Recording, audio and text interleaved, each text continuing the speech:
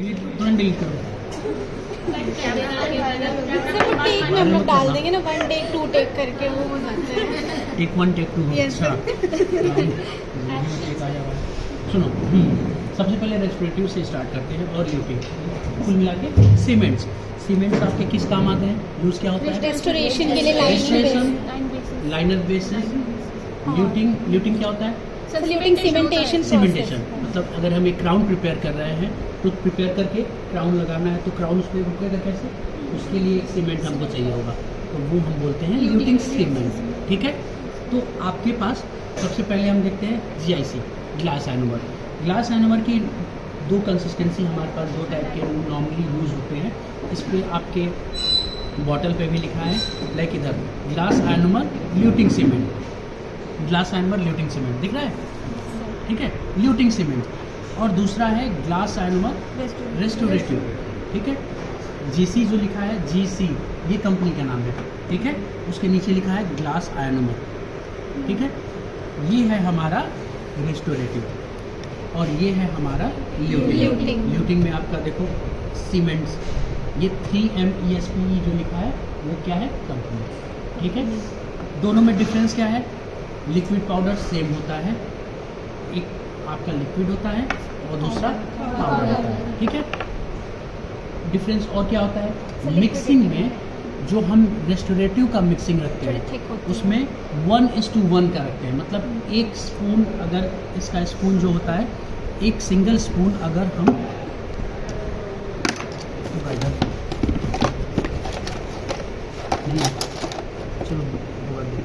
एक single spoon अगर हम पाउडर लेते हैं तो single drop of liquid is required for the mixing, ठीक है।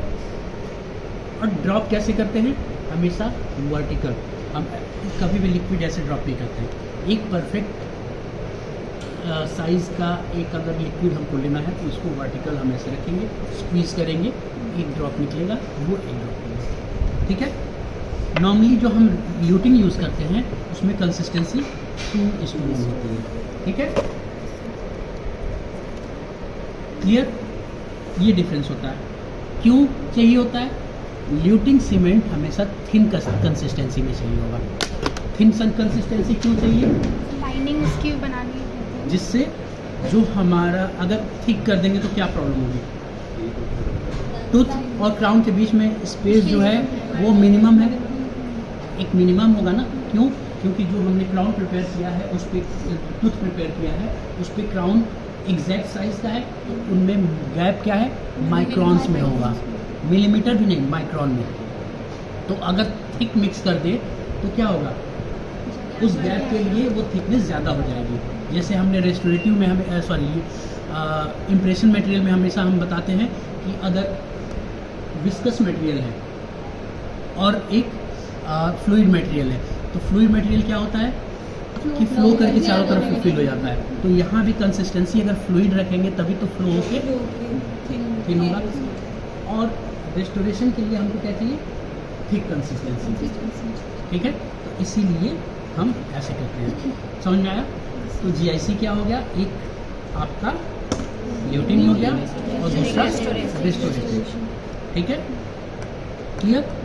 नेक्स्ट है आपका जिंक पॉलीकार्बोक्सिलेट। जिंक पॉलीकार्बोक्सिलेट ये आपका सीमेंट होता है। ये भी आपका लिक्विड एंड पाउडर 2 पार्ट में मिलता है, एक पाउडर और दूसरा लिक्विड, ठीक है, जिंक पॉलीकार्बोक्सिलेट में, ठीक है। तो इसमें आपका वही जिंक होता है, जिंक ऑक्साइड, और इसमें लिक्विड, ठीक है। ये आपका मेजरिंग स्कूप होता है, एक सिंगल स्कूप, सिंगल ड्रॉप, ठीक है। ऐसे ही इसका भी स्कूप आता है, ऐसे ही रहता है देखने में, ठीक है। ये भी क्या है आपका? Restorative cement. उसके बाद ये नेक्स्ट है जिंक फॉस्फेट। क्या है? Zinc phosphate. ये भी सेम चीज़, सीमेंट। अगर थिन मिक्स करेंगे तो ये ल्यूटिंग के लिए काम आएगा। तो ल्यूटिंग बेसिकली ये ल्यूटिंग के लिए हम यूज़ करते हैं, रेस्टोरेटिव के लिए नहीं यूज़ करते हैं। क्यों नहीं यूज़ करते हैं वो हम बाद में बताएंगे जब ये पढ़े, अभी कुछ देर बाद। अभी आप देख के समझ लो क्या क्या है आपके पास। GIC 2 टाइप की होगी, जिंक फॉस्फेट और जिंक फॉस्फेट। फॉस्फेट। ठीक है, इसके बारे में थोड़ा सा डिटेल आप पढ़ लेना बुक से। इसके बाद नेक्स्ट आता है आपका zinc oxide eugenol. Zinc oxide eugenol की बात होगी तो आपको 2 टाइप का मिलेगा, पाउडर एंड लिक्विड फॉर्म में होगा अगर, ठीक है, eugenol oil plus zinc oxide powder. तो ये आपका टेम्प्रोरी ल्यूटिन या टेम्प्रोरी रेस्टोरेटिव के फॉर्म के लिए यूज़ हो सकता है, डिपेंडिंग ऑन द कंसिस्टेंसी। अगर थिक मिक्स किए तो आप रेस्टोरेटिव यूज़ कर सकते हो, थिन मिक्स किए तो ल्यूटिन की तरह यूज़ कर सकते हो। लेकिन अगर बात आए जिंक ऑक्साइड यूजिनॉल इम्प्रेशन की, तो वो पेस्ट सिस्टम होगा ये, ठीक है। ये है zinc oxide eugenol based paste for full arch impression. तो ये 2 कंसिस्टेंसी 2 ट्यूब में आता है, एक बेस और एक रिएक्टर। इतना पुराना हो गया लिक्विड, ठीक है, बात समझ में आ रही है। तो डिफरेंस याद रहेगा, अगर आपके पास पाउडर एंड लिक्विड कंसिस्टेंसी है तो ये आपका रेस्टोरेटिव एंड ल्यूटिन के काम आएगा। अगर 2 पेस्ट सिस्टम है तो ये इम्प्रेशन मशीन है। 2 पेस्ट में एक आपका कैटलिस्ट होगा, दूसरा पेस्ट। क्लियर? तो कंफ्यूज नहीं होंगे कभी, ठीक है। पेस्ट सिस्टम और वाटर पाउडर, मतलब लिक्विड एंड पाउडर, ठीक है। तो ये आपको पता होना चाहिए। तो ये हो गई इनकी बात, इसकी सीमेंट। एक और रेस्टोरेटिव हमारे पास होता है इसके बाद, वो होता है कंपोजिट। कंपोजिट में क्या क्या होता है? कंपोजिट करने के लिए हमको 3 चीज़ें चाहिए होती हैं मेनली। कंपोजिट होता क्या है? आपका एक तरह का रेस्टोरेटिव सीमेंट है, मटेरियल है, ठीक है। अब डिफरेंस क्या होता है इनका GIC से? मान लीजिए GIC हम ले रहे हैं, ठीक है, और कंपोजिट यूज़ कर रहे हैं। दोनों में क्या है? हमको कैविटी प्रिपरेशन किया, GIC है तो GIC हमने फिल कर दिया, रेस्टोर कर दिया, ठीक है। इनमें हमको क्या करना पड़ता है कि पहले कैविटी प्रिपरेशन करेंगे। कैविटी प्रिपरेशन के बाद उसको हम एच करेंगे, सरफेस को डेंटिन और इनामिल सरफेस को एच करेंगे। तो ये होता है आपका 37% फॉस्फोरिक एसिड, इससे हम एच करते हैं, ठीक है। उसके बाद नेक्स्ट लेवल बॉन्ड, ये बॉन्डिंग सीमेंट होता है। एक ड्रॉप हम लेते हैं और जितना सरफेस हमने प्रिपेयर किया है, क्विक प्रिपरेशन या कैविटी प्रिपरेशन, उस सरफेस पे लगाते हैं और उसके बाद इसको लाइट क्योर करते हैं। क्या करते हैं? Light cure. यूवी लाइट होता है, लाइट क्योर। और इसके बाद अगला स्टेप होता है कंपोजिट सीमेंट। तो ये कंपोजिट आपका ऐसे आता है, इसको रोटेट करते हैं तो ये अंदर से निकलेगा, उसको इंस्ट्रूमेंट पे हम लेंगे और कैविटी में प्लेस करेंगे, और कैविटी में प्लेस करने के बाद इसको फिर लाइट कर देंगे, ठीक है। अब डिफरेंट, अब इसको इतना क्यों करना पड़ रहा है? जबकि इनको हमको GIC को क्या करना था? कैविटी प्रिपेयर किया, हमने प्लेस कर दिया, ठीक है। इसमें हमको पहले एच करना पड़ा, फिर बॉन्ड करना पड़ा, तब जाके कंपोजिट करना पड़ा। डिफरेंस किस लिए आ गया? जो हमारा GIC है ये टूथ स्ट्रक्चर के साथ हमेशा केमिकल बॉन्डिंग करता है, ठीक है।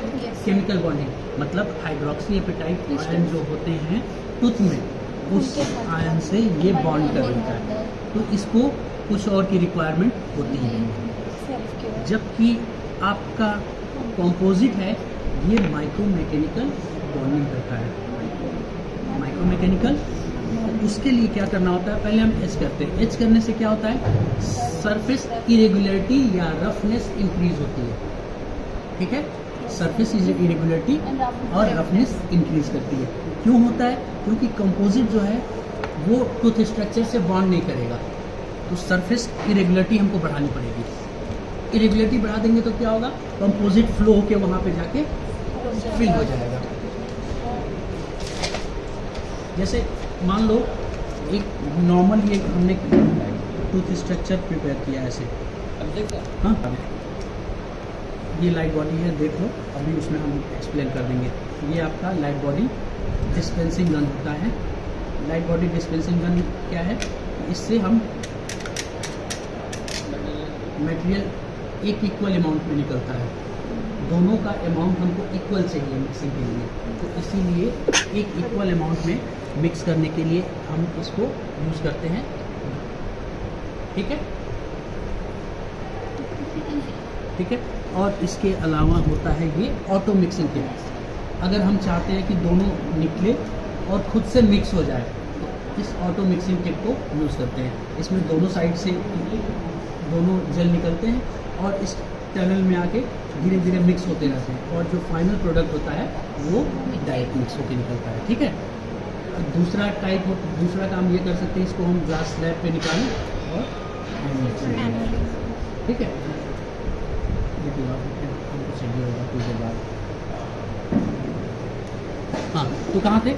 हमने एक कैविटी प्रिपरेशन की, तो जीआईसी क्या करेगा, इसमें हमने फिल किया, ये टूथ स्ट्रक्चर से बॉन्ड कर लेगा। ठीक है। अब एक कैविटी हमने प्रिपेयर की जिसमें कोई हमको कंपोजिट करना है। अब इस सरफेस को हमको इरेगुलर करना पड़ेगा ऐसे, जिससे क्या हो, सरफेस एरिया इंक्रीज हो और माइक्रो पोर्स को डेवलप